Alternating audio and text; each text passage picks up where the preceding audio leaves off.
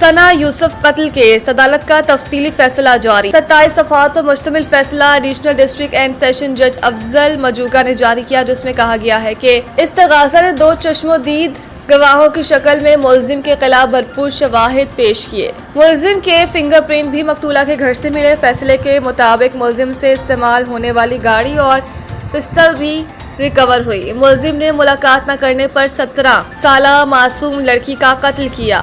ملاقات نہ کرنے کے علاوہ قتل کا کوئی اور محرک نہیں تھا۔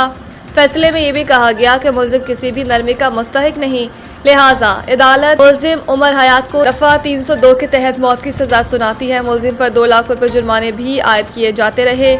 فیصلے کے مطابق ملزم کی PPC کی دفعہ 392 کے تحت 10 سال قید اور 2 لاکھ جرمانے، PPC کی دفعہ 499 کے تحت 10 سال قید اور 2 لاکھ جرمانے اور PPC کی دفعہ 411 کے تحت 1 سال قید اور 1 لاکھ جرمانے کی سزائیں بھی سنائی گئی ہیں۔